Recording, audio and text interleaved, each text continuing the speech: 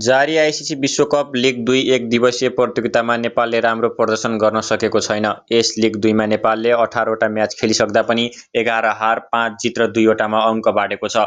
नेपाल अहिले लिग 2 तालिकाको 7औं स्थानमा छ। नेपालको यो प्रस्तुतिले नेपाली फ्यानलाई निराश बनाएको छ। नेपालको यस्तो प्रस्तुतिले ओडिआई स्ट्याटस फेरि गुमाउन सक्ने खतरा बढेको छ। नेपाली टिम निकै ठूलो दबावमा आएको छ।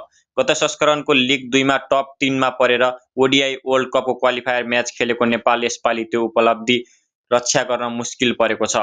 आज भएको नेपाल र युएईको म्याचमा नेपालको तर्फबाट कप्तान रोहित कुमार पौडेलले 107 रनको शतकीय पारी खेल्दा पनि नेपालले युएईसँग पराजित हुनु परेको छ। नेपाल युएईसँग 5 विकेटले पराजित भएको छ। नेपाल र युएईको म्याचमा नेपालले पहिला ब्याटिङ गर्दै 134 रनको टार्गेट दिएको थियो। नेपालको ओपनिङ ब्याटर र अन्य ब्याटिङ लाइनअप निकै नै फ्लप भइसकेको छ। नेपालले पहिलो खेलमा युएसएसँग 106 रनको हार र आज युएईसँग 5 विकेटको हार बेहोरेको छ। यस्तो प्रदर्शन देख्दा नेपाली टिमको ओडिआई स्ट्याटस खस्कन सक्ने सम्भावना बढेको छ। यदि नेपाली टोलीमा टी20 र ओडिआईको छुट्टा-छुट्टै प्लेयरको सेट हुँदा कस्तो होला?